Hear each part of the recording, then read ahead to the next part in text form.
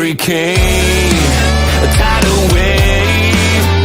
Essence perfect, life looks brilliant. Give me more of this. I'm out of control, about to blow, and I've been caught in the undertow. So toxic, but I can't get enough. You bury me, bury me. Yeah, you bury me, bury me.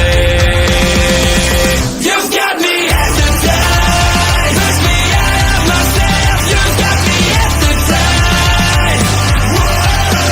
I can see, I can hear, going crazy, but the light has got me hypnotized.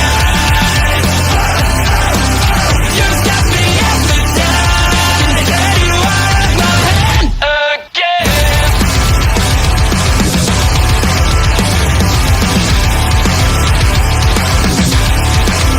Is it wrong? Is it right? It's like I've won my final war without a fight. I'm out of control, about to blow, and I've been caught in the undertow. So toxic, but I can't get enough. You bury me, bury me. I know you bury me, bury me. You've got me hypnotized, push me out of myself. You've got me hypnotized. I can see, I can hear, going crazy, but I am in misery.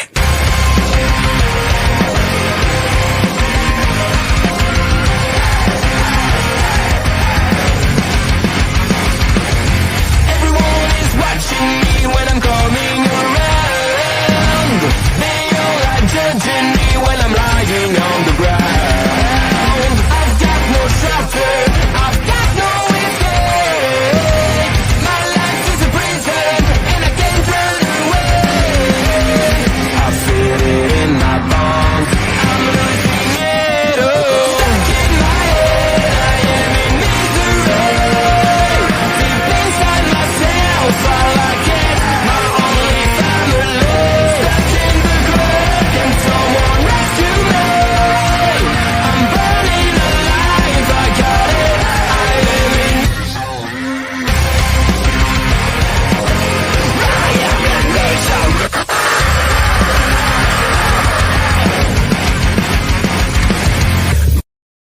Hello, everyone. I'm, of course, OLED Ed Fries, and this is the queen without her crown of our local establishment, the one and only Hollywood Natural Astra Bizarro. The nicknames are getting longer and longer for you every day, kiddo. I didn't ask for any of this. You I did. didn't You ask for did any of indeed. this. No, I didn't. I didn't ask for any of these nicknames. I don't know where they came from. Bobby says, hello, my friends. How are you both? We're doing all right. Oh, this I'm was an episode of NXT. I'm gonna quote the lyrics from the script. Still alive, but I'm barely breathing because of my asthma. So we'll do this. I was like, the show wasn't that bad. No. No. Although I will say that I went out after the show and I asked Mama Fries how she was enjoying the show because she watched it out in the other room while I did some stuff in here today. And she goes, it's been a good show. And I'm like, wow. Wow, that changes. That definitely means that we definitely don't agree on the show, Mama Fries. No, that's why I held off on your question up until we did the show. So Nick's names just happened. Embrace them. yeah, but Queen, I no, that's Hollywood not my cup of tea. Astrid. It's not my cup of tea. That's a different show. That time has come long come and gone. I'm glad it We did. don't spill the tea on Tuesday nights no more, honey. I never did to begin with. But anyways, we're back in the CWC, which immediately it made me miss the road shows instantly. I forgot. That building, I forgot we were here. That building. It's not that it's devoid of energy, because the crowd is good and the crowd is nice. But God, it feels small when they go back to that. Like, Chicago was a massive show, big show. And then they went to the factory, which was a much smaller show. but it's like 3 times the size of the CWC. And it's like, oh, I hate these itty bitty shows when we could have these like slightly bigger shows in little bitty venues around the country. I forgot they were here again. I was wondering where they were until I saw a little tag in the corner. Until you saw the tag of the, you can't tell just by the building that that's the CWC. I don't know because I know. Okay, mind you, I'll defend myself. They changed a couple of things on the set tonight. It looked a little bit different than usual, a little bit darker, not as colorful as it used to be. So it took me a moment to realize it was that. Because now we're in the black and silver era of NXT. You love your eras. The Eras tour is hitting its final strides, as Miss Swift said on Twitter this week. Wait, she's in her phone. I was gonna say, yes, sir. The Overlord is better because you do everything that the rest of us don't do. Yeah, you're welcome. Millie also says, honestly, same. I don't know if it's just that it was a darker building, it was a smaller. Like, I don't mind small buildings, but the more we see them go places, the more I hate this itty bitty tiny venue. Don't be a hater. Let's move on. Oh, trust me, this is the nicest I'll be all night. Don't make me laugh. I can barely breathe. It did throw Millie off as well. It threw me off. We get a recap. Thank you, Millie. I'm not alone. No, I get it. We had a recap of last week's show. And then Tony D'Angelo's out celebrating his North American title win. God, that felt awful to say. Uh-oh. Bobby, the Overlord has a task for me tonight. I wonder what that's going to be. Really said sure. Tony comes out and he celebrates his North American title win. He says that he used Oba's pride against him by making him think that he was broken again. We'll get to Bobby's stuff in a minute. Let me get through this promo, this stuff first. And I like this. I like the stuff from Tony here. He's raising a glass to Obafemi. He's saying that he played Obafemi like a fiddle, that he found out what Obafemi's real, Achilles heel was. And I like that. We gave Obafemi an Achilles heel that makes sense for an unbeaten monster. It's that your pride is your weak link. Pride cometh before the fall. I like that. I like the way Tony's playing this. Oba comes out, says some nice. He just literally looks at Tony and goes, "Look, I'm getting my title back at Halloween Havoc." And I'm like, "Okay, I can have round 3 with these two. It's fine." Oba's not going to win. I know he's not going to win. But that's all he says. He starts walking out of the ring. He's, "Oh, by the way, your family won't be at ringside with you this time to save you." I'm like, all right, that makes sense. Obafemi blames the family for him losing his concentration and losing the match. That makes sense. Then he goes and spins the wheel. This is where I knew he was losing this match. When he spun tables, ladders, and scares. Obafemi's too big to win a ladder match. This man ain't no fucking ladder match. No, and this is the way that he can lose again without, by protecting him because he's not going to get pinned either. So, yeah. We now go to the Overlord, who says, "Every negative thing you plan to say tonight, replace with a happy word." No, I refuse.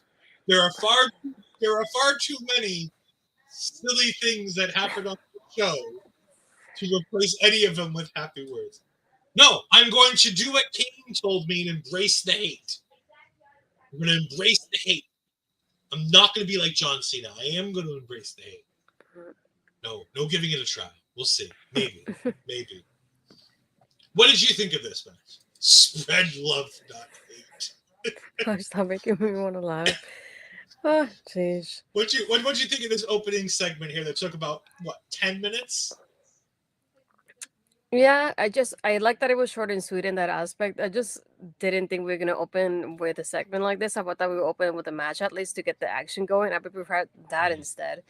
And yeah, just like quick and painless. I didn't mind it, to be honest. The placement felt like, I don't want to say odd, but I wouldn't have put it in here to begin with.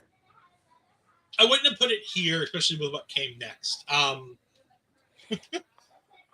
wish Ed embraced the hate. No, I don't hate AEW. I don't hate AEW. I don't. I'm reviewing Ring of Honor this week. How can I hate AEW? I'm working on the Ring of Honor show. You can still hate it and watch it every once in a while. I don't hate watch wrestling. I don't do that. There's no point in hate watching wrestling. Don't believe him. We then get, I'm sorry, I thought there was something in between here, but no, we get the backstage segment with Obafemi and Byron Saxton, who's apparently one of our new backstage interviewers on NXT, which I'm happy about. I like Byron. As long as Byron's not doing commentary, I love Byron. Keep him out of my wrestling. Keep him out of my wrestling ring. Keep him out of my commentary booth, and I'm fine. Yeah, pretty much. But he goes ahead and reinforces the rules to Oro Mensah, who I really think was hearing these rules for the first time ever when this promo segment went. For tonight's Gentleman's Duel, which the rules are as follows. Any violation of any of these rules will result in a disqualification. The first of which is you cannot strike your opponent when they have 4 points of contact on the ground. That means 2 arms, 2 legs. I honestly don't know with the other combination of the 2 arms and 2 legs what combination constitutes 4 points of contact on the ground. But we move on because that's a silly one. Can't throw your opponent over the top rope into the floor. This is actually an old WCW rule. This rule was in place in WCW. I want to say till... If Bobby's here, he can try to help me fact check this with Papa Smokes. I want to say till the early 90s. I want to say it was 92, 93. WCW was still using this rule. I cannot confirm. I was actually in the womb, so. Quiet children. Competitors have until the referee's count of 3, not 5, to break one in the ropes. I don't hate that. I think that's a good one. Honestly, I would prefer this in all times. To have, when you're in the ropes, you only have a 3 count. When you're in the ring and like the ref's giving you constructions, you might have till 5. I don't mind. And then there's absolutely no fighting on the floor. Fine. Like, okay. I don't hate that rule either. It keeps the action in the ring. Theoretically, it keeps things moving. Like, some of these I can live with. Some of these I can't. Bobby says it was the early 90s, he believes, and it carried over from the NWA. I knew it was a carryover from the NWA, I just didn't remember when they stopped it. But I remembered watching old WCW Saturday nights with Terror Rising on them that had those rule sets in place. As STG comes in, damn youngins. Yeah, I'm not going to know what the fuck to do with myself when I work with both Kimmy and Auntie Collins on Thursday. Those damn youngins. Jim Crockett Promotions adopted it from the NWA and WCW carried it over. Yeah. All right, so I am right with some of this. This is stupid. These rules are stupid. This promo segment was stupid. They're trying to make Lexis King feel like he's a good guy. Why? This is already painful. I was waiting for the swords. It's like, where's the duel happening? Yeah. I was hoping for guns. I'll be honest with you. I was hoping we were just going to shoot guns and kill one of them. Didn't care which one. I don't remember, like when they announced this last week, I don't remember them saying what type of match it was, because I don't remember hearing Gentleman's Rule before, last week at least. And like you said, like when you carry over the moment from before, or is doing the interview, and Byron is basically telling him all the rules, and he's like sounding there like, got it. Like I understand like the rules now, as if he just heard them. And it's like, do you guys not know what's happening? And then Lexis interrupted him after that, so he didn't get to say anything regarding the rules. So I wonder if it's something that Lexis kind of created, to put it like that. Like he said he wanted these rules in place, if that makes sense, because they seem new to Oro, but Lexis wasn't really like, he didn't react to that part. He was at it a little bit later. So why is it Lexos instead of Lexis? It feels like another person. So that's okay. It's justice for a car brand. I was about to say that. I feel like I'm thinking of the car. STG's not happen with his daddy Bobby. Having to deal with him at this point is literally painful. Yeah, Exactly. Lexis King is literally painful right now. We move on to something slightly more entertaining. Although it was a lot shorter than I thought it was when I was told this. Ashton, I want you to talk about Stephanie Vaquer versus Wren Sinclair. And by the way, Mike Rome says Vaquer. Is that the Vaquer. correct pronunciation? Vaquer. No. He says Vaquer. No, I mean that's the closest he could say to it, but he sounds better than you. I'll say that. Vaquer. I hope I don't lose my voice doing this. I've been like with my breath. We'll see. No, I feel like this was well done. I feel like we had a good showcasing for Wren, even at the same time as you're showcasing Stephanie. I feel like it was well balanced here. There was a moment at the beginning here where Stephanie did a submission in such a way that was so smooth. I don't know how she did it, and it was just great watching it. I was just so surprised the way it did. And then all of a sudden, Ren, like, she reversed it, but did a submission on her own as well. I did like the part that they show us Cora and Roxanne are watching it here. And the way that Ren is so smooth while doing this, though. There's an underhook suplex that she does that was really well done as well. There's really like a moment that she has Stephanie like on the mat and she's going like around her where she's doing this too in such a way that I was like, what are you doing, woman? But it looks great though. And but yeah, it's like that the match itself, I would have put this match as the opener rather than the Tony thing, and I would have given it more time than. And I feel like I would have taken time off from Lexis and Oro and put it here instead because I really would have liked this showcase it to be a little bit more.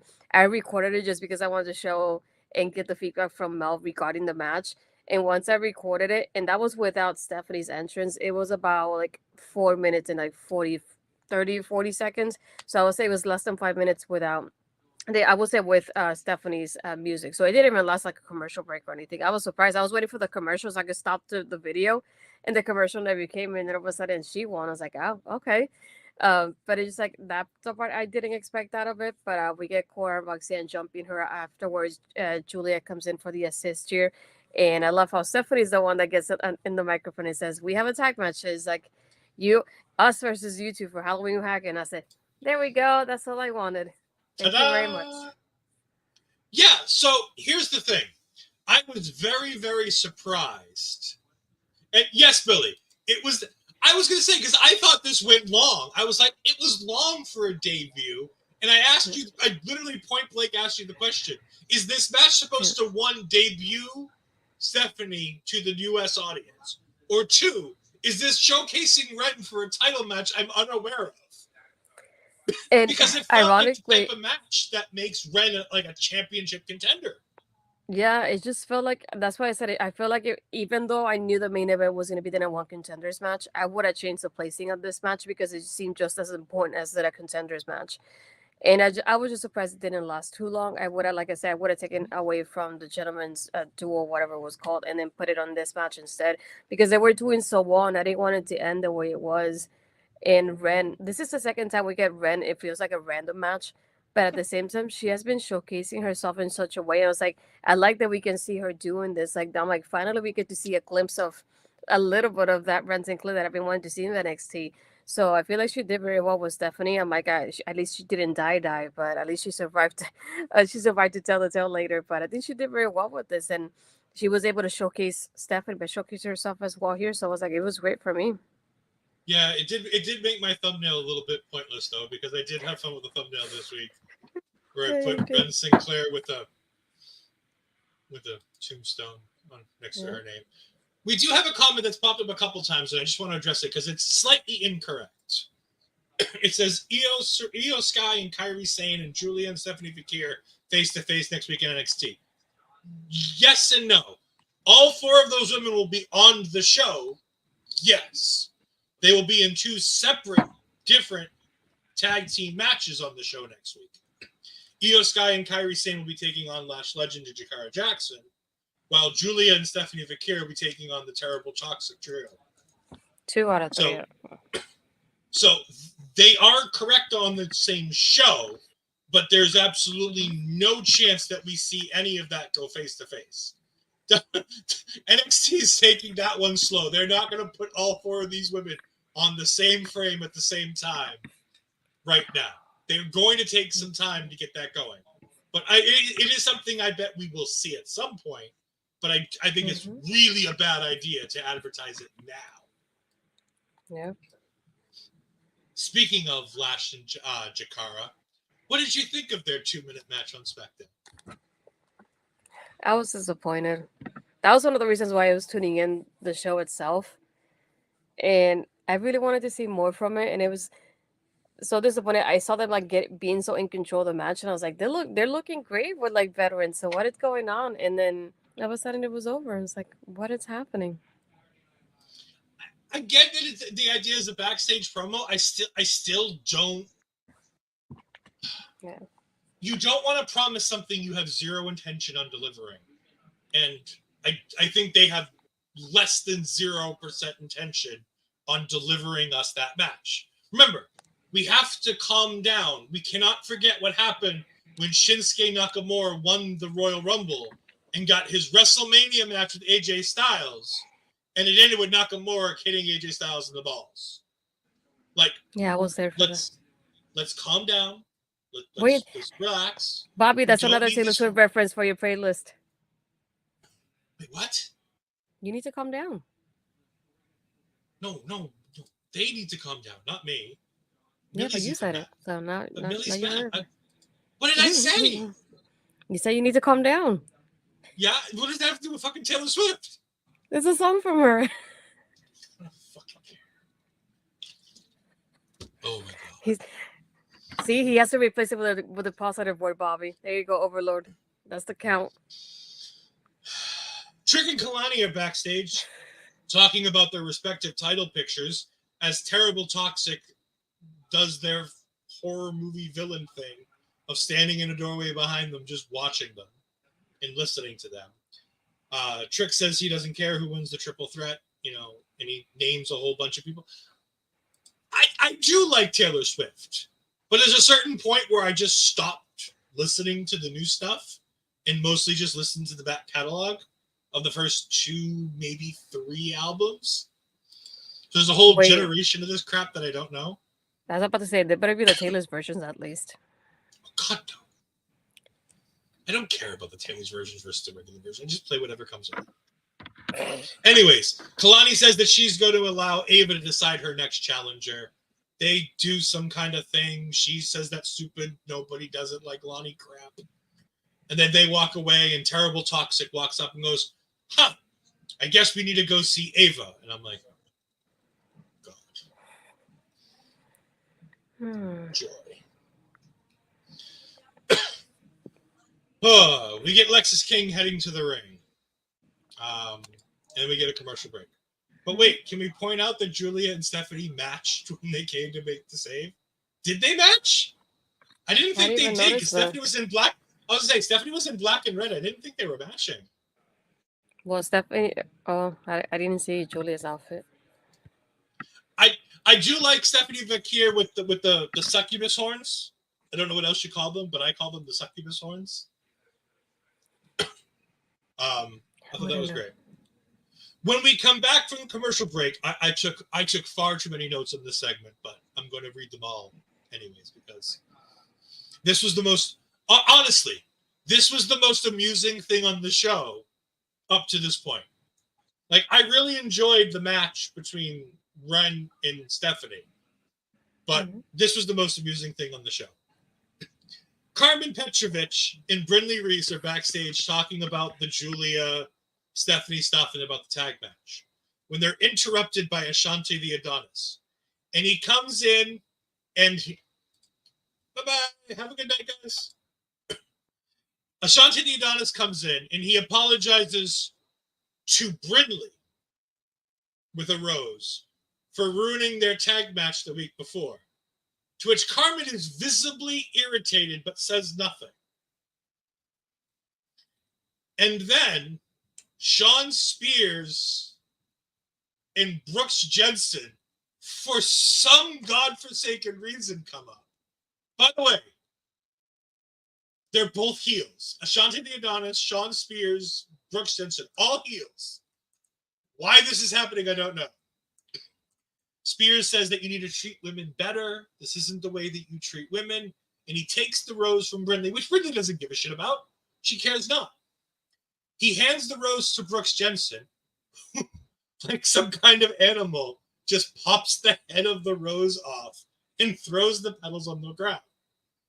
It's at this point that Brindley gets her and Carmen out of the back of the shot. Which, by the way, I don't know if she was supposed to or not supposed to say we should get out of this shot aloud, but she did say it loud enough that the camera caught it.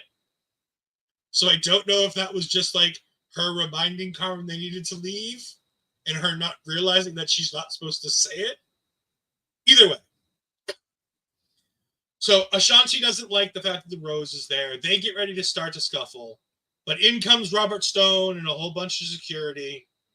Obviously, one of them is going to be a future NXT champion. And they all get shuttled off to Ava's office to go deal with this. And then we get a camera pan down to the rose. I'm like, that's a stupid shot. Why do we give a shit about this rose? Nobody gives a shit about Ashanti the Adonis. And then Carmen comes back into the shot and crouches down and takes all the rose petals. And I was like, I don't want this. I don't want any of this. But I was amused by all of this. Bobby, Thoughts? this is specifically for you. I would prefer Flop Dollar any day over Ashanti. Any day. And you can add Swerve anytime as well. What the heck is this dude? I don't get it. Why we have Carmen, who's such a talented wrestler, and it's growing so much with the audience, pair it up with him. You're wasting her by doing this. Yeah, exactly. Exactly. Can you imagine me saying that I prefer Flop Dollar on my screen right now than this guy? That's how bad this is. I don't want him near my screen. I'm like, I don't understand how you have a girl like Carmen who's doing so well by herself and you pair her up with him. Why? Nobody asked for this. Why this romance storyline? Nobody wanted this. And it's like, it's so freaking stupid right now. It's like, no, I would never admit that I enjoy him, and I don't enjoy him anyway, so no, I will never go that far. But it's just that point of, it's just so annoying thinking of like, why do you have a pair up with him? I really don't understand this to begin with. I don't know whose idea it was, but scratch it off right now somehow. Please undo this somehow. Give me a little snap and undo this because no, I really don't want this. And it's like, I know he was doing it with some of he was like mostly having those segments with the girls that are going to be on TV soon, but I haven't debuted it yet, which was fine because a lot of them we just know their backgrounds for now. But to be wasting the girls on doing stuff like this, when it's like, we're going to get this part of like Carmen is jealous because she's not getting attention from him. You could do better by yourself. I'm sorry. It's like, I don't understand that. So. Of all the men to be jealous of not getting the attention from Ashanti the Adonis, huh? That's what we're going with? Yeah. Scrap the recipe and start over, Chef Sean. Sounds very accurate, yes. As we get into this, Julia and Io Sky have never had a match and started with Julia. That probably sounds about right. I don't think any of their time frames link up. The only one that I know Kyrie has. I know Kyrie in her most recent run had a match with Julia. I'm almost certain. But I agree. But that's something you say, no offense to NXT. Io Sky and Julia is something you save for the main roster. Mm-hmm. You don't waste that for NXT. No offense to us sitting here reviewing NXT on a weekly basis, but you don't waste Julia and Io Sky on the NXT audience for any reason, unless it's like stand and deliver, maybe there. Mm-hmm. But other than that, like there's no reason to waste that match on an NXT audience. That's the type of match that you use to build a Raw show or build a match on a premium live event for the main roster. We get the Lexis versus Oro match, and this was dumb. I didn't like it. I thought it was bad. However, I will say that the one thing that the rules set did that I enjoyed was the ending. when they're doing all the creative pins because they can't hit each other on the ground. This was so fun and creative to see each of them doing these acrobatic, premeditated pinfalls. I'm not one who likes dudes standing around, wait for dudes to do things like that triple threat match that we saw the other night that everybody's like, oh my God, it's such a great spot. And I'm like, it's three guys no-selling everything that they're doing. No, it's fine. It's whatever. Don't care. However, this was creative and interesting. Not good, not great, but it was at least creative and interesting. And it was solely created by the rules set that the match created. This isn't something we would normally see out of either of these two guys' repertoire, and in which that made it fun. Didn't make it good, but it made it creative and fun. Which to me brought a little bit of levity to this match. So instead of, so I was playing it on 2K24, instead of giving it 1.5 stars, I might give it 2.5 stars. But it ain't going any higher than that. The Lexis match was the epitome of why you don't play cheer for your really fighting crowd, clearly showing the crowd. Yeah, the crowd don't like either one of these guys at all. No, it's just like, at least I'm glad that the moments that we had, like, Oro had momentum at some points. It just reminded me of the Oro that we liked when he debuted in. It was like a glimpse of that. So I enjoyed that part of it. And once it started getting like fired up, I was like, oh, I wish he would win this so we can get this done and over with. So I'm just done with both of them doing this, to be honest, until like Noam Dar returns probably. And then Lexis wins. Fine.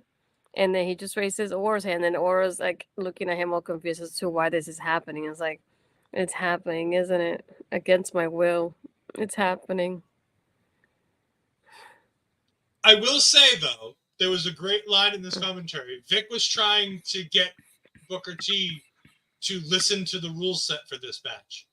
And Booker T replies with, why are you telling me the rules? I already know the rules. To which I know he didn't know the rules. He didn't care about the rules. But then Vic continues to press him and asks him, Booker, were you ever in any matches with any interesting rule sets? And he goes, nah, never. And he goes, what about the San Francisco 49ers match? And by the way, you don't know the 90% of our audience has zero idea what this match is. And that's fine. It's a very obscure rule that was created for WCW, and it's fine that you don't know it. However, I will go ahead and promote a friend of ours. Jimmy over at Jobbed Out has a fantastic video about this particular Jeff Jarrett versus Booker T match, where they do the San Francisco 49ers rules match. It's stupid, it's silly, but it's a fun match to watch. If you haven't seen it, go on Peacock. Go ahead and try to find it. It's worth your time. But I just love how Booker T's like, just shut up about that. He did not want to talk about this match. I like how Vic knew the answer. Who was in the Viagra on a pole match and who was on the Judy Bagwell on a forklift match? I know Buff Bagwell was in that match, but who was he facing? I'm almost certain it was somebody like Booker T in one of those two matches. You're asking the wrong person. The other thing is that Buff Bagwell. No, I'm leaving it for Bobby because I know he's in the chat. Yeah, I was about to say Buff Bagwell was my wrestling crush when I first started watching, though, because of my dad. Yeah, I regret that now. Bob Bagwell. No, Bagwell. You reminded me Buff of him. Bagwell. Because you said the name, so yeah. Well, Buff was the stuff with that cool hat. Yeah. God, he was a fucking idiot. Still is. I know. Still That's why I is. said I regret it now. I have no info. You are making a video for Killy Cuts. He's fact checking is on hold. Fine, you take your one use and leave. It's okay. I get it. Judy Bagwell on a she wasn't technically on a pole because she was too big to be on a pole. Judy Bagwell on a pole on a forklift. I've met that man. It was odd. Buff Bagwell's an odd dude, let me tell you. She was indeed too big to be on the pole. They put her on a forklift. Hold on, This I is found a the video. era of I'm Vince. just trying to Yeah. Vince Russo did the booking for WCW at this point, and well, if we don't know what to do, put it on a poll, bro. And he did that for more than just okay. other things. I don't want to say it wrong, so here, this is for you. It's Vince Russo killing WCW. No, WCW sufficiently killed WCW with or without Vince Russo. Kevin Nash and the booking powers did that. Oh, it's Positively Canyon. Okay. Okay, it's Positively Canyon. Okay, and what was the Chris other Canyon. one you said? Viagra on a pole match. That one I think involves Kevin Nash. I should have done the one incognito, but okay. Should have done that one incognito in the browser. While Astrid's going ahead and fact-checking for me, we have Uncle Cedric backstage with Javon Evans. When Naxium comes up and talks to them and says, hey, Javon, you had a good showing last week against Randy Orton. Good luck tonight, in your triple threat chance for the championship. Cedric goes, yeah, you guys should be over here congratulating him. And by the way, you should also be coming with apologies for costing us that tag team match 3 weeks ago. By the way, which I completely forgot even happened. Me too. They were like, I was like, what the fuck tag team match are they talking about that they cost them? I did until they said, oh, we were going after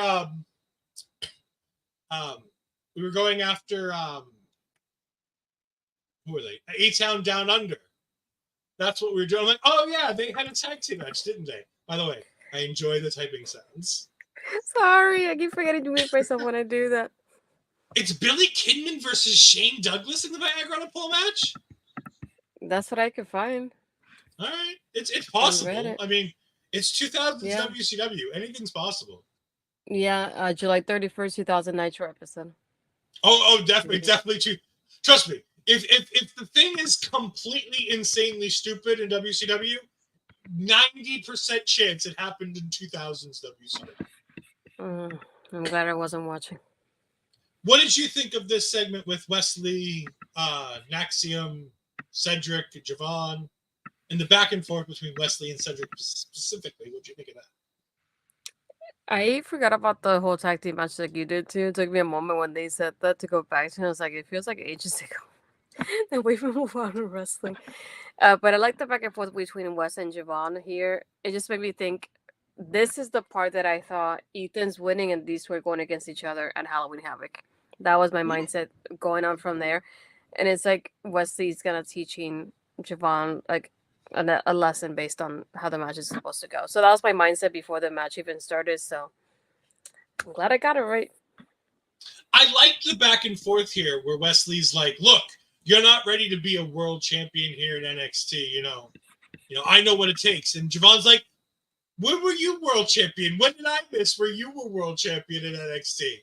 And I'm like, wow, Javon, your idiotic comments finally found the right one. You found a right comment here. Good job, Javon.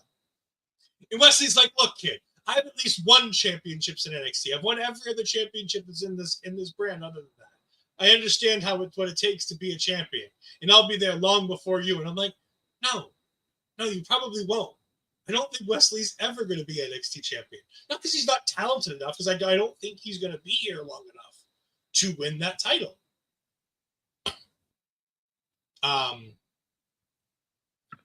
But I like the segment. I thought it was good. I thought it was a good use of Naxium to put them on our television screen.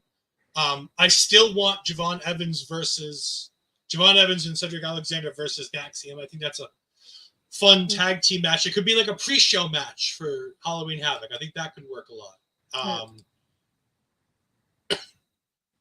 Because I think that could be something fun. But after all is said and done, it's just another segment to hype the main event. This is where we get the recap of the damage control metaphor stuff from Raw. This is where we get the Jakara Jackson Lash Legend promo. By the way, top-notch promo from Lash Legend and Jakara Jackson here. Fantastic promo. Really enjoyed this. This was good. But again, the one thing I've always said is that they have no problem talking. My problem with them was always in the ring. And I think that they're going to be all right. This is going to be a good match. They've been getting better and better. Jakara's been hurt for a while, but we've seen her in matches. She's doing good, and Lash is taking giant strides to be a better competitor in the ring. I'm very excited for this match. We have Will Chisholm. Is it just me, or is WWE really trying to book the women's tag division good? I think WWE understands that they need 3 brands to make these titles relevant, and that utilizing NXT talent on main roster television will profit the main roster when these talents come to the main roster. Letting these crossover matches happen gives the audience a look at these talents so that once they fully debut, people are invested in who the hell they are. Unlike taking somebody from another promotion and being like, hey, this guy's challenging our world champion. You all know who this guy is, right? Right? Right. They're not doing a great job of booking this women's tag team. I wouldn't even say they're doing a good job. I think that they're making a bare minimum effort to portray these tag team championships. But it's keeping people like Jade and Bianca on our TV screen. It's keeping people like Io and Kyrie on our TV screen while Dakota's hurt, while Asuka's hurt. It's giving them something to do while we reshuffle the deck over there on Raw, especially with a heel world champion. I know you told me to ignore this, but I want to bring this up because I think it's important to do. I'm concerned about Julia and Io Sky matches not used on Joshi Wrestling and WWE. People use the word Joshi Wrestling and assume that you got to understand it's going to change when they get to WWE. We're not Shinsuke Nakamura, Io Sky, Asuka. They all changed their style to come to WWE. They all work the WWE style now, especially at this point, Shinsuke. It's fine in theory to have these dream matches, but remember, Julia literally just got here. She literally just got here less than a month ago. She's had two, maybe 3 matches on television. I think it's 2, right? Chelsea and then Roxanne. Mm-hmm.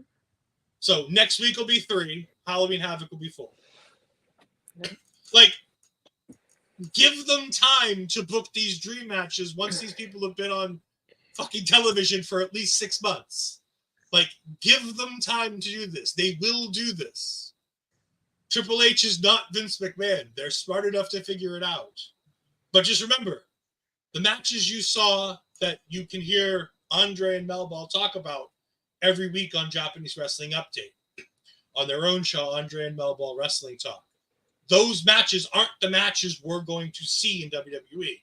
They're going to be Japanese talent working a WWE style, delivering a WWE match in the vein of something that was Joshi Wrestling. But Joshi Wrestling doesn't translate from Japan to the United States. And it doesn't in any promotion. There's no promotion that translates Joshi Wrestling from what it is to the United States. AEW doesn't do it. WWE doesn't do it. The Indies don't do it. No promotion translates that style to the United States because the crowd won't accept that style on a mainstream audience. It very well may be the smartest thing I've ever said on television, on this show. Let the build happen. Unlike other organizations. They don't have to do, no, we just went over this. No, Will. They don't have to do this. They all just got here. Asuka, Io and Kyrie don't even fucking go here. They're here 1 week next week. No. STG, they literally just got on the fucking plane. I can't breathe. I gotta be careful. Oh. Guys, relax. I promise you, we'll get these matches at some point. They're not going anywhere. They're all relatively young. The only match we might not get is Asuka, and that might be because she just wrestles herself into oblivion because she's too Asuka to do anything.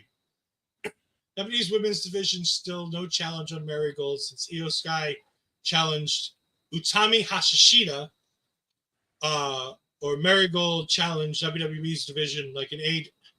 I mean, let's, like, Christ, dudes, like, Marigold is a wonderful product. And if you want to go watch it, Wrestle-Universe has that thing for $9. And I promise you, it's well worth investing in. Go invest in Stardom-World. They put on amazing products. But, like, Christ, just give them 6 months. Give them a year. Yes, when STG sides with me, it's bad news. Will, I'm just messing around. Thank you. At least I appreciate you doing that. I almost rented. Almost. I came this close. I can see it. Speaking of promoting somebody who's going to take on somebody, we get a video package for Nikkita Lyons, reminding us of what she's done. Because I'll be honest, even I forgot what the hell she's done. It's been a while since she's been here. And then we get the return. Yeah.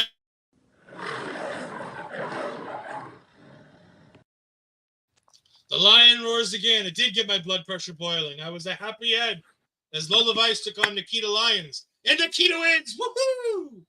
Now, you promised me that you were going to explain something to me later on the show. I asked it in the Discord how she would book this match. Because you've got Lola Vice, who needs to look strong because you're still trying to position her as a potential championship contender, and you want to make sure that she looks good enough that she's not a nobody when she gets beat by Jada Parker, seemingly at Halloween Havoc, it looks like.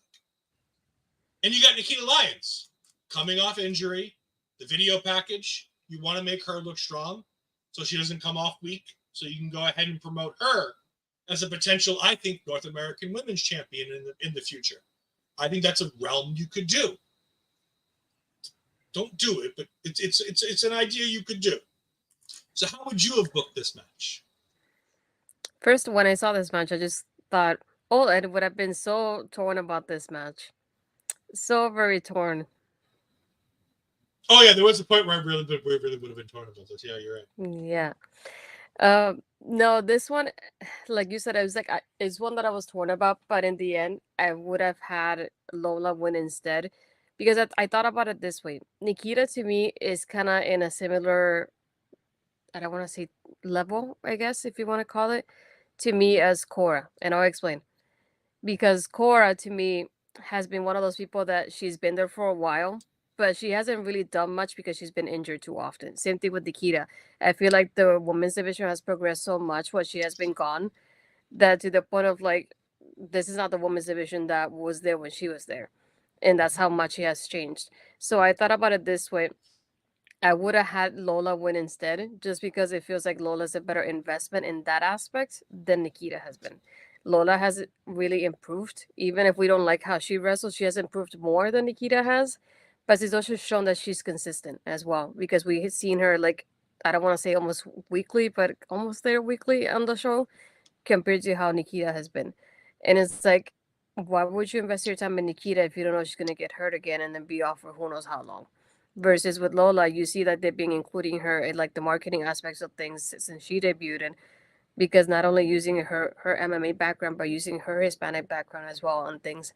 So I feel like she's more marketable in that aspect, and people have remembered Lola. Versus, like, I feel like I was very surprised that Nikkita got a reaction when she came out, because I was thinking half of the people are not gonna remember who she is at this point, because I feel like ages Big ago reaction. she was here.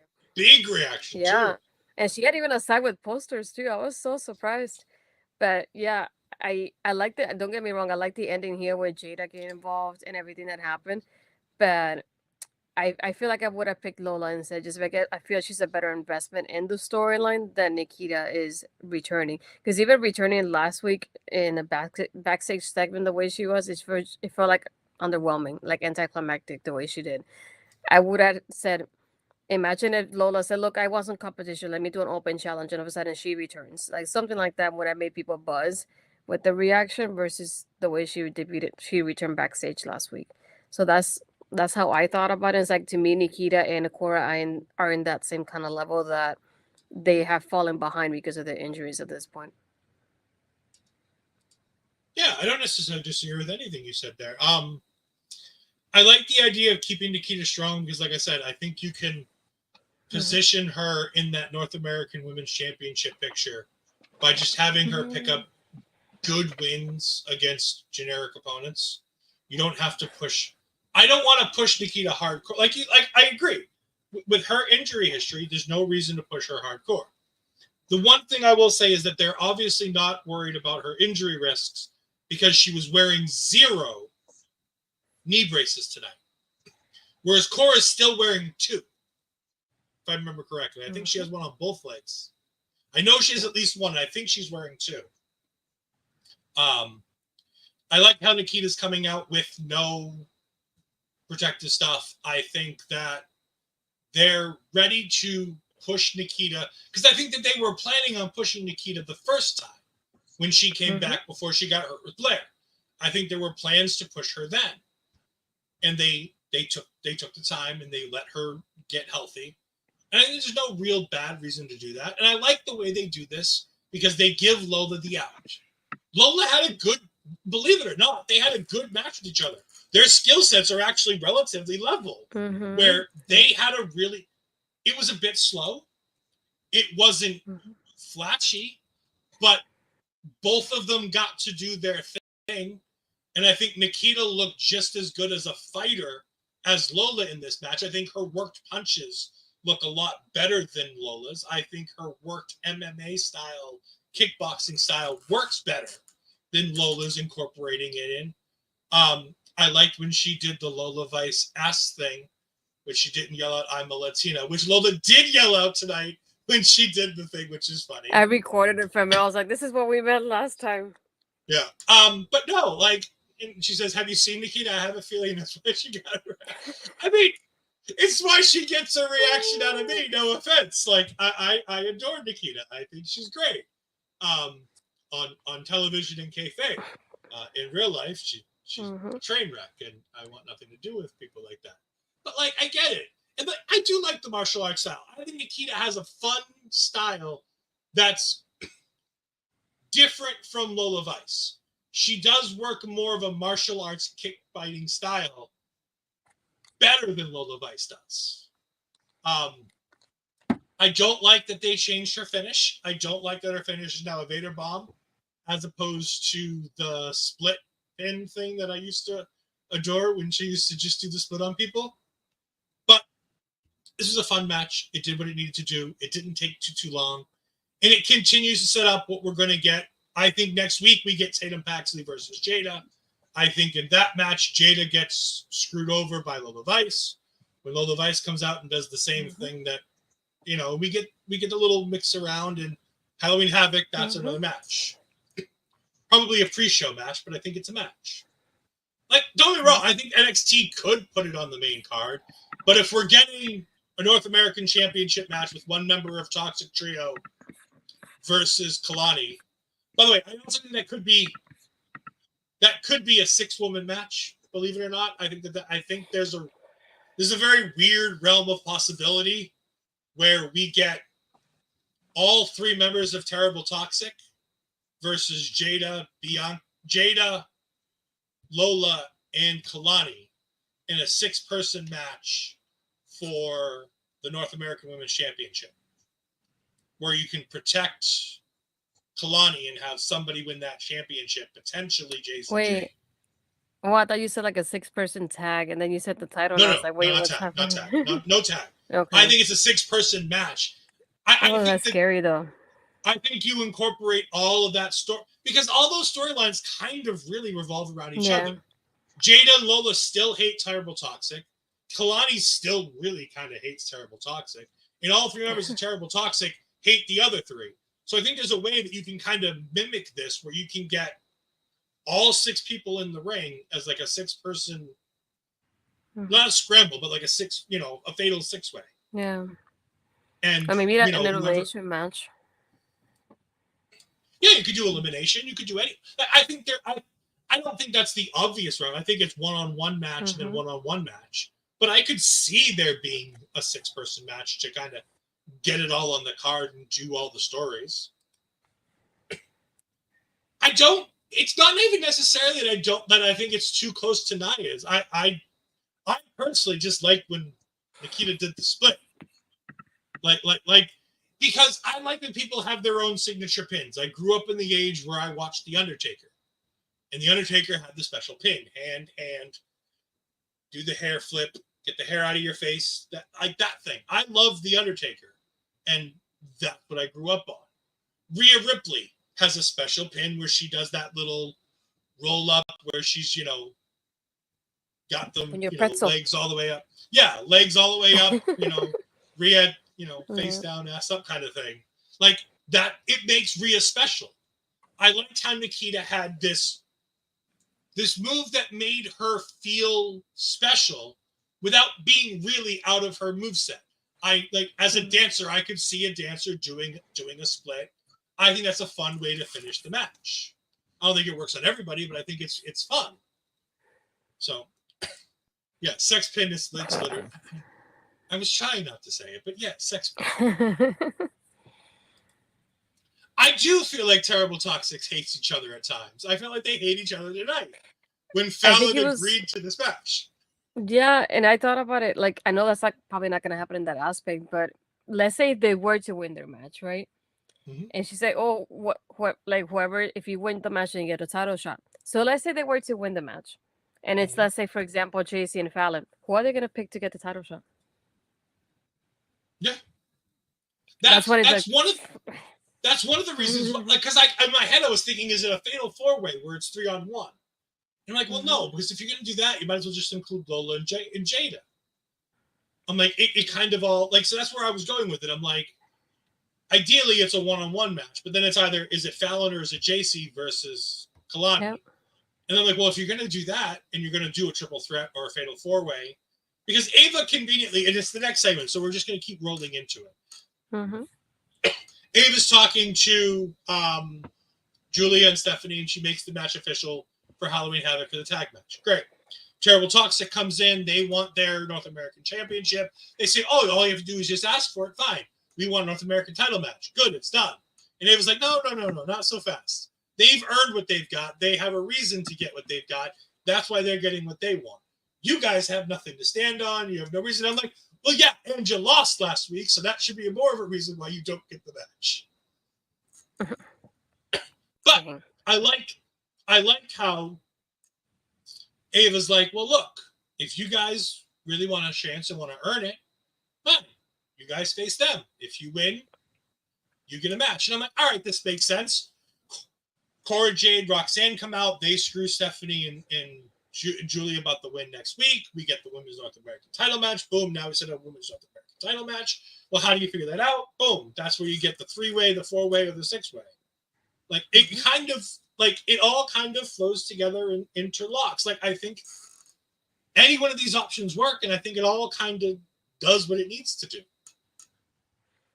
I feel like it would have been so interesting seeing, if it was 1-on-1, just to say if it was. And then all of a sudden they're like, how do you pick between JC and Fallon? Because I know those two are the ones that gonna do the match for sure, not Jasmine. And it's like, I want to see their confrontation. It's like, how do we pick who's gonna get the title match instead?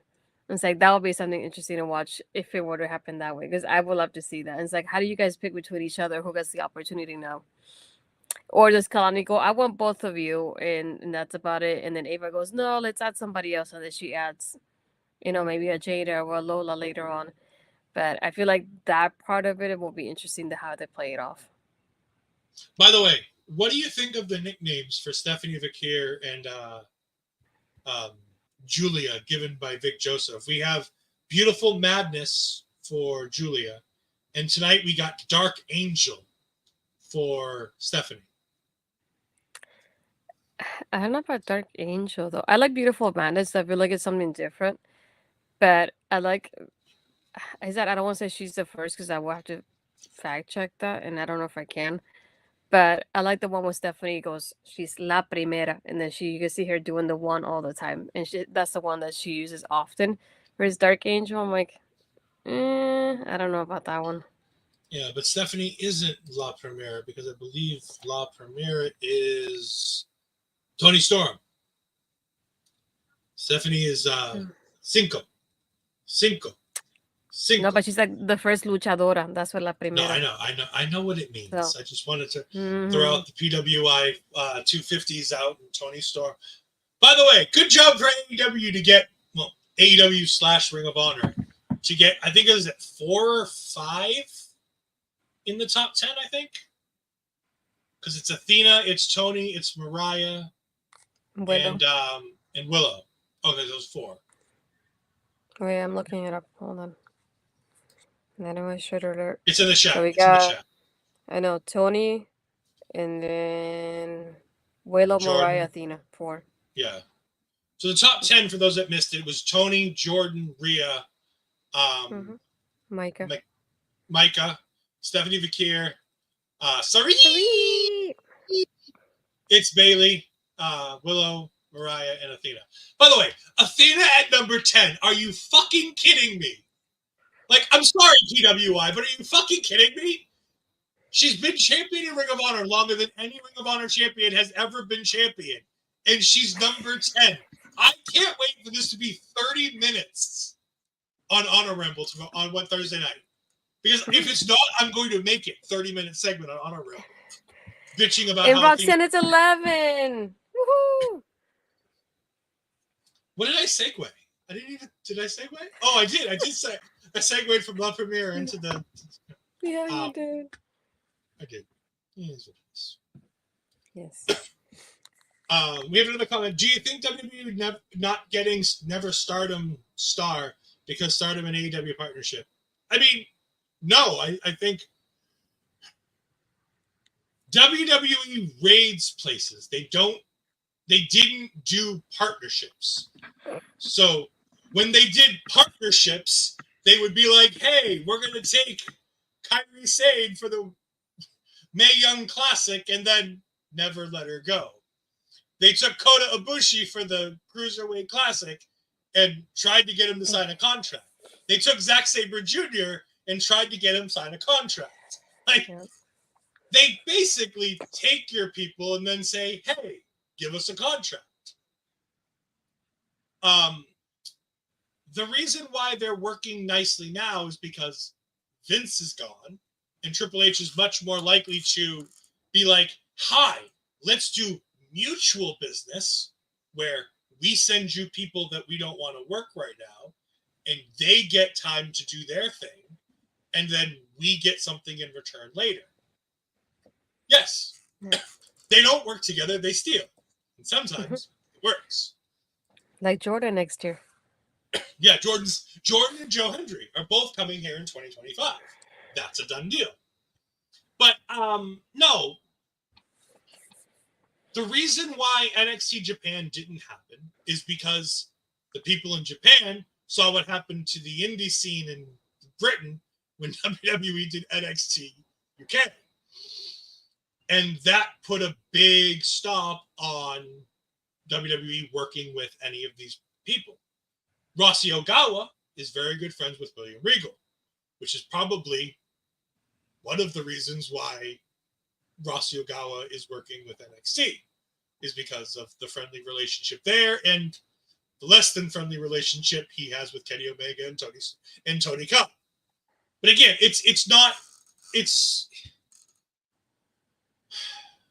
they're more happy to work with people now, but they're going to work with people who are lower down the post where they can kind of give the negotiations. They want to lead Rossi. Rossi Ogawa, interesting. Yeah. We're not going to talk about why AEW has an issue with Rossi Ogawa, why most people do. We're just going to leave that be. Anyways, we had Rich Holland versus Riley Osborne again. And there's the same match they did again. This literally felt like carbon copy of the last match that they had. Wasn't bad, just felt the same. And then much like last time, Ridge wins the match. Ridge tries to attack Riley Osborne, but this time, differently, Andre chases back and makes the save. Finally. Chase you! I was gonna say Thea's supposed to go against Rich so Thea can defeat Rich. That's what's supposed to happen next. Come on. The reason, and she's like, "Come on, Thea, just do something, anything." Poking it with a stick. The reason why Thea's not going to do anything is because Thea is going to turn this one-letter difference. It's literally I didn't right notice next to each other that. on the keyboard too. But no, she's going to turn on Andre Chase and side with Ridge Holland. I'm almost certain of it. But I think this is also a match that we get the week after Halloween Havoc. Yep. I think this is going to be that big match that they put out there for the week after. It's going to be Andre Chase versus Ridge Holland, probably no holds barred or something silly like that. What do you think of the match itself? I enjoyed especially the way that Riley started it. I enjoyed it because he was so. I like how fired up he was at the beginning. Just knew it wasn't gonna last too long with Ridge involved though. So that's the only part of it. I did like having Thea obviously at ringside because she was so fired up as well when he was getting attacked. And you can see her passion is like, no, Rich, stop it. And I was like, dang it, I want you and Rich. Beat I want you to beat his ass. That's what I want to see. But once I noticed it was taking too long with the commentary table, I was waiting for the Andre to come out. So I was like, okay, maybe now. I'm like, it took a little bit, but finally you're here. So I think it'll be nice to see basically everybody in Chase U taking that revenge against Ridge, and maybe that's when Thea turns. But either way, I'm like, finally we get like some other progress is happening other than Ridge beating up everybody in Chase U so far. Yeah. I'd love to see Ridge versus Thea. I just don't think we're going to do it because that's not what WWE does. But yeah, and Riley's fun. I don't get me wrong. I thought the match was fine. But it literally felt like the exact same match that just happened. Like, didn't it? Didn't the match just feel really samey?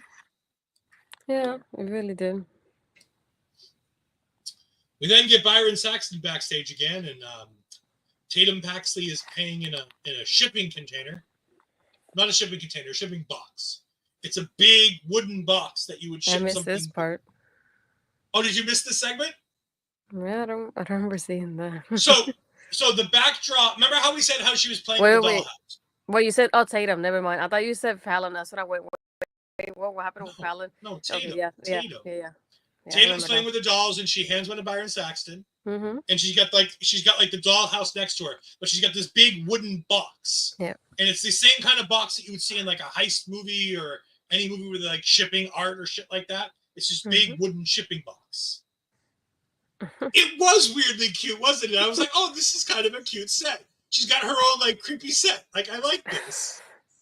Yeah.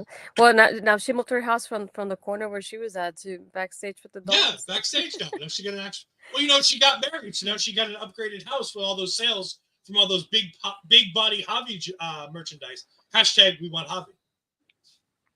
Yeah. Hashtag they did the wedding was close to the hurricanes. So I don't think they had much of a honeymoon either. Well, no, she was in St. Louis right after the honeymoon. Remember? Yeah. Because Lana was very surprised on WWE.com that Tatum was there. This is when the Soul Wendy thing happened that we were talking about. This is the first time it happens that they did this. Oh, fuck this. Oh. Yeah. All right. So, WWE, in its infinite wisdom, decided to tell us about a dark match between Sol Ruca and Wendy Chu. First, why was this a dark match? Two, why are you telling us about a dark match? We don't talk about dark matches on television. That's why they're dark matches. Yeah. It took me a moment. I was like, is this the first time they ever do this? Is it like, oh, last week before NXT were on the air, we had this match. I'm like, wait, what? Since when do you do this? And the fact that they showed us the whole footage of like Soul and then Tatum attacking Wendy afterwards, I was like, This feels weird. Like I shouldn't be watching this, but I'm watching it. It feels weird to be a part of this right now. That's the only thing I can think of. Like I feel like I shouldn't be watching it at all, but here I am. Sure. And that led on to like the interview that you mentioned. But it's like the way they segue from one thing to the other one went, what in the world? Okay, that's the Well, first. welcome to WWE fans in the late '90s when we saw the curtain call, and we're like, oh, "This is something we shouldn't be seeing." Yeah. This is like Tiffany Stratton falling down during her entrance on the house show loop this week. Did you see this? She was trying to slide onto the ring apron like she does to do her little thing, and her leg slips and she like falls upside down on the apron of the ring, and she just holds out and she upside down just uses her hand to point to the briefcase to make it work. So Tatum's talking about attacking Wendy Chu and about Wendy, coming and playing with the toys and then turning on her and forgetting her. And then Jada just comes up and steals Byron Saxton from her. Like just literally says, no, Byron, you're coming with me. And her and OTM coming and did a promo. And Tatum comes in from behind and she's like, hey, I was playing with him. I know you're playing with Lyra right now, or Lola right now, but you can't just do this, or we're going to have to play. And Jada's like, look, crazy lady, I don't play. I get business done. And I'm like, okay, cool. A match for next week. I could be down for this. I'm really excited for that match, to be honest with you. Jada Parker versus Jada Baxley. This could be fun. I'm glad I could help you, Millie. I'm glad I could help you. I'm assuming it's something I did. I assume it's not something Ashton said. Stop taking Tatum's friends from her, god dang it. Yeah, really. Like, Tatum doesn't have a lot of friends to begin with. Stop stealing her friends. But I thought this was a nice little promo segment. It got the Lola Vice versus Jada Parker stuff moved forward. And again, this is the greatness of NXT. They continue to move these storylines along with everybody kind of doing stuff without having to constantly do run-ins or matches or anything. Like yes, they did the run-in for this too. But then Jada got time to be on the mic. Lola got TV time. Like, we're doing all of this and we're doing really good builds. Even though we had 2 women's matches on this show that didn't last very long, we got lots of movement in the women's division this week. In every place. We're getting North American title picture straightened up and, clarified for the pay-per-view. We're getting Lola Vice versus Jada Parker clarified for the pay-per-view. We got the main event of the pay-per-view pretty much set with, well, do you think they main event or do you think that they go second? They go second to last. The women's tag. Do you think that main event's over Trick versus Ethan, Devil's Playground? Wait, isn't... I don't know, really. I don't know. I feel like the tag match was so important, though, with having all the 4 women in there, too. I don't know. I would have given the turn this time around. I feel like trying to, like, alternate it. So I will try giving it to the girls this time around. But I don't know. Who knows? It's not going to happen. Yeah. Logan's a big fan of Mayu Iwatani. She's great, but she's not coming to WWE. Not probably never. I think Mayu's probably headed to AEW if she comes stateside. But then again, I don't even think she. I don't know. I don't know a lot of. If you want to talk about Japanese wrestling, please make sure you're here every Friday night. They're recorded shows for the next couple of weeks because they've got some shows that they got to attend. But Japanese wrestling update. Yes, the Rich King shirt. He's not a Japanese wrestling update, but our friends from Canada. No, but it's probably one of the reasons why. Probably one of the reasons why they're recording. Yes, it's one of the reasons why they're recording. I wanted this thing.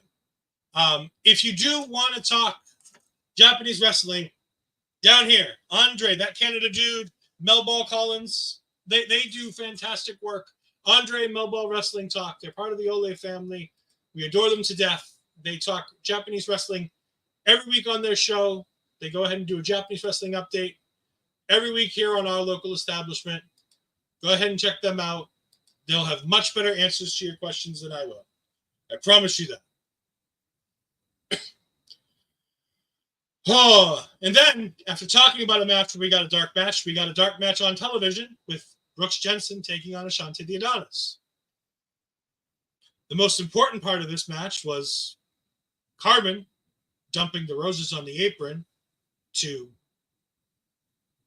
prove a point to Ashante, to try to seduce Shanti. I don't know what she was doing. Well, she cost him the match like he cost hers. Well, yeah, but she kept looking at him afterwards. Like, she didn't just walk away after she cost him the match. She kind of stood there longingly looking at him. And I go back to my point earlier. Why is this happening? On, like, as Millie said, take the recipe and throw it away and start all over again, because this ain't it. Oh, the spit take was from the Tiffany reminder. Okay. And also, Will thinks that she'll go to Marigold, which is probably what would happen, depending on... Again, that's all dependent on her relationship with Rossy Ogawa. But again, that's just conversation for the Japanese Wrestling Update team. That was indeed a thing that happened. Yes, Brooks versus Ashante did happen. More importantly, we got another promo package for something else that's happening at Halloween Havoc. Delta is coming. 10/27. Delta, Stephanie, and Julia on the same show. Yeah, that's gonna be fun. I mean, they're not all gonna wrestle, but we're gonna see Delta. Yeah, they're just part of the same show. Yes, they are part of the same show. Maybe they'll come face to face. Who knows? Lexis King comes and thanks Charlie and the Chocolate Factory for helping him with the Gentleman's Rules match. He tells Wren that she did a good job against Stephanie Vaquer, which she did. Like, I can't say he's wrong in anything that he did, because we had the Tavion Heights Twitter comment during the match, which said, I hope that he remembers the things that we taught him about the Gentleman's Rules, and he did. And then he walks out, and the family's walking out, and he congratulates Tony D'Angelo and for winning the North American Championship, which still feels ugly and evil and wicked. I agree. When Wren did do a good job, but there are many people who I want telling her this. The last on that list is Lexis King. And then our boy Luca is going to sacrifice himself like Wren did. Sorry, Luca, you're dead. Oh, Luca. Next week against Obafemi. Brave soul. Yeah. We get a promo for next week, which is Damage Control taking on Lash and Chikara. We get Julia and Vaquer taking on two of the three members of Terrible Toxic Trio. We're likely to see Luca versus Obafemi next week, but it wasn't confirmed. We're likely to see Tatum Paxley versus Jada Parker, but it wasn't confirmed. But those sound like dead ringers for the show next week. We're probably going to get an Andre Chase promo next week. And then we move on to the main event, which was great. Javon Evans looked like $1 million. Wes Lee did a really, really good job. I would have bit on... There was one near fall where Javon hit Wes Lee with that falling RKO, like that back spring RKO. Mm-hmm. And I thought the match might have been over right there. But I saw Wes Lee, like, eyes glance the referee right before the 2 count. I'm like, shit, he's kicking out. And he did. But otherwise, it's a fantastic match. Ethan Page steals the victory, which is what a heel should do. It's perfect for Ethan Page. I love it. Javon Evans is irritated because he probably should have won that match. But Ethan Page gets the win. He calls out Trick Williams. He wants to spin the wheel, make a deal. And Trick spins the wheel, and we get Devil's Playground, which, please don't have the playground set like you did last time for this. Mm-hmm. And again, Logan, that's a great question that you can, again, ask to our Japanese Wrestling Update crew, who are here every Friday. You can leave a comment in their video, and we will have one of them answer you. Or you can show up to any one of the shows that they do on their own channel, Andre and Melba Wrestling Talk, where they can hopefully. But I believe the answer is no. I'm almost certain the answer is no. But yeah, Ego then blasts Trick Williams with a light from the side of the stage, and Ego holds up the title as we go off the air. It was right. Javon Evans is so good when he's wrestling and not talking. God, don't let him talk anymore. Because every time they cut a promo trying to make me like this guy, I hate him. Remember those 2 weeks that they did promos trying to make us like Javon Evans? I wish I could erase him from my mind. Mm-hmm. But no, Javon Evans is fantastic. I think he's a star in the making. I kept saying I thought he was the one who was going to take the title off Obafemi. Like, that's how highly I think of him, is that I put him in that category of take title off Obafemi, Javon Evans. Mm-hmm. I would have loved to have seen him in this big match against Trick one-on-one. I think that would have been a really cool idea. They didn't do it, so fine, it is what it is, but I think it was good. Other than the main event was fun. These three put on a killer match. I mean, for TV. They got 20 minutes. Yeah, they did. What do you think? Yeah, it was pretty fun. I like the back and forth they had with each other, how they used each other to hit somebody else too at some points during the match too. I was a little bit nervous with the timing though at the end, just because at that moment Javon had kicked, I think he super kicked Ethan outside, and then he went to pin Wes, and I was like, if Ethan doesn't get here on time, this is gonna screw the whole finish up. And Javon did his thing on the top rope before Ethan came in to steal the victory, and it's like, again, my thought process was after the segment earlier, we're gonna get Wes and Javon going in for their storyline. So I figured this is when Ethan wins the match. So I just didn't know how, but I knew he was gonna win it right after that segment. Just thinking how Javon and Wes were focusing on each other so much. So, but they did very well, and I like how Ethan, being a heel, he's the kind of person that he doesn't mind looking like an idiot to entertain people. And he, a lot of people don't do that often. We had a point in the match at the beginning when Javon went to like roll him up, and Ethan's like, I got this. And then Wes went to kick him, and then that helped Javon kind of roll him up too at the beginning there. And there's moments like here and there that he does stuff like that is like goofy. But again, like I said, he doesn't mind embarrassing himself to entertain people. And you can see that he does that during this match too. So many times that he will make a fool out of himself. At the end, he's the one coming out with the victory. So it was fun to watch. Those moments too. Oh, the other one that I really enjoyed was a commentary when he threw Wes over the commentary table, and Javon came in out of nowhere and hit him instead, and he was celebrating for commercial. Again, and it's like, and so many close calls from Javon. I'm like, I know he can like bring that up to Wes later and say, I almost beat you so many times during that match. It was very close. So I feel like there's going to be another fuel to that fire happening there. Yeah, I think it was a great match. I think it was a great way to end the show. They got plenty of time.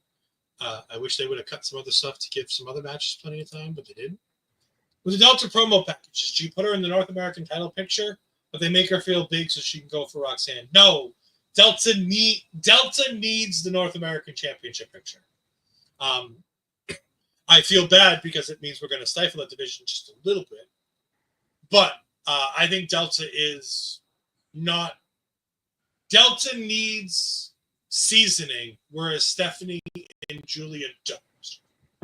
Stephanie and Julia are main roster ready should they want to. Delta needs a bit of time because Delta is strictly an independent wrestler. She's never done live television wrestling like the other two have. And you say, well, Stardom isn't live television wrestling. No, but it's more live television wrestling than WWE. AAA is essentially live television wrestling. Plus, she's done work for AEW. Like there are things that between those two that they don't really need NXT. NXT needs them more than they need NXT. Whereas Delta needs the seasoning. She needs some time to get her feet wet, to be ready to do the things that she needs to do, the way the American product is portrayed.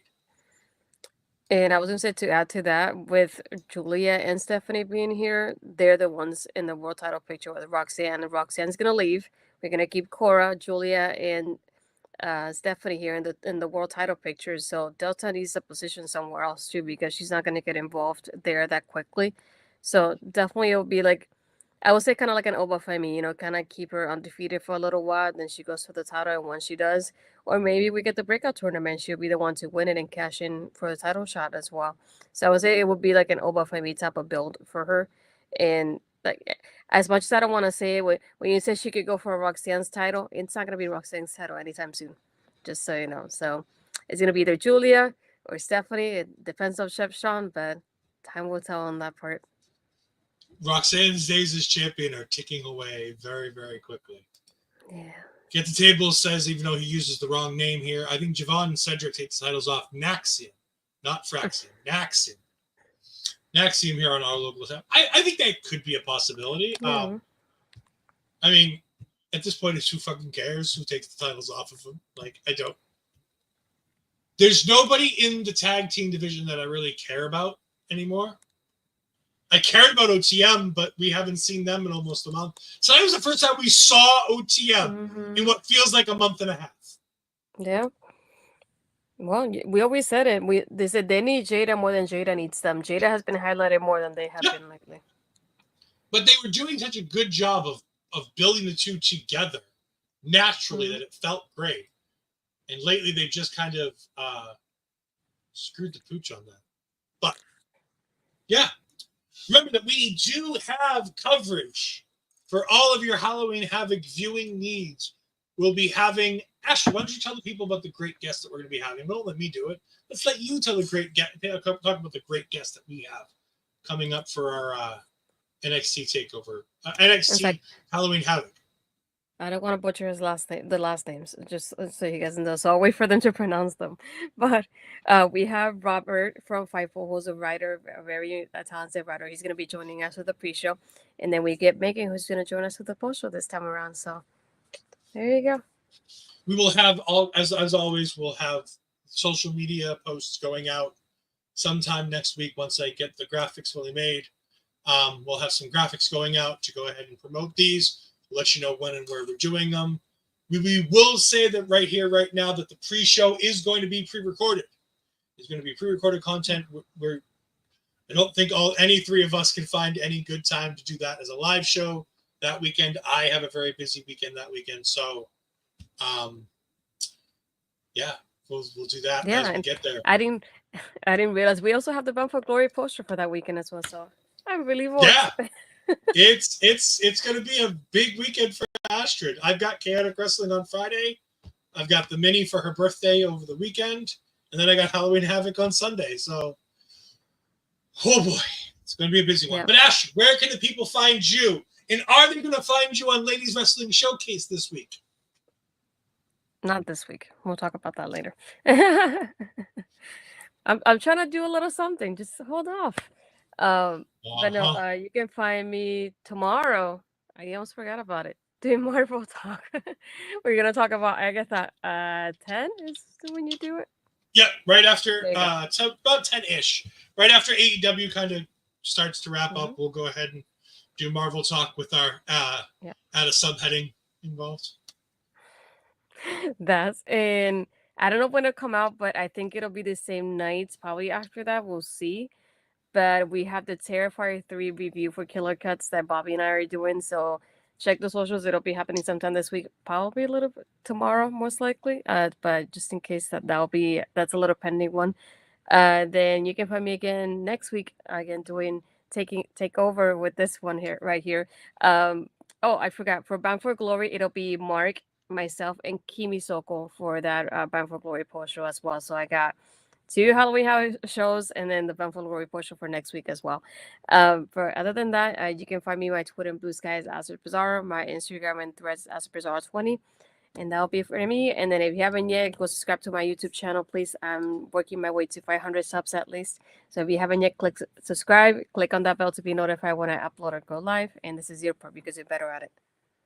You can go ahead and support Astrid directly if you want by getting the same great deals on WWEshop.com by scanning this QR code. You get the same great deals, same promo codes, but a little bit of what you purchase will be kicked back to Astrid, so we don't have to give it to that terrible, terrible company, WWE. You can go ahead and do that to give it to Astrid. Or if you want to support Astrid in a more direct form, you can see the lovely Mel Ball Collins and Mike the Ref going ahead and modeling the Astrid Pizarro t-shirt that you can find on For Your Wear at foryourwear.com/Astrid-Pizarro/. You can go ahead and find all that, or you can just scan this lovely QR code right here. If you want a better picture of what the shirt looks like, right in between us, you can see this is the design for the t-shirt. It is fantastic. And of course, you can find me every week right here with Astrid Pizarro. You can find me every Wednesday night right now doing Agatha All Along coverage. We just had Doc Mueller from Bleacher Report. Mueller, whatever. Mueller. I don't give. I'm gonna send it. You can also go ahead and find me with Astrid Pizarro if I let her on the stream tomorrow night. It's like all things Agatha All Along. I can't even hear her now, so I don't know what she's saying. So it's fine. The headphones are over there. You can go and find me on Killer. You can't find me on Killer Cuts. I don't watch that garbage. You can find me on a Ramble this Thursday night at 10:05 Eastern-ish as we go ahead and talk all things Ring of Honor with Auntie Collins and a potential run-in from Kimmy Sokol. That should be live on site for her Comic-Con stuff with, I believe it's Swerve Scott this weekend, so go ahead and check that out. Thank you for dropping a like on Astrid's stream. We greatly appreciate you guys watching this on any stream. Oh my God, this has been a fucking train wreck. You can follow our local establishment at all of these places. It's all they podcast on all social medias, or at our local establishment on any of the streaming platforms, whether it be YouTube or Twitch. You can go ahead and find us on Facebook. You can find us on TikTok. You can find us on all the wonderful places where I don't post any of that fucking content. That is all Bobby Munson. Go ahead and thank him. He does all that great stuff. I can talk shit about him and he can't hear me. I can't hear you. I don't care. Astrid is done. Yeah, Astrid's done. I'm done. I'm so done. Thank you all for joining us. We'll see you next time. Goodbye. I am in misery.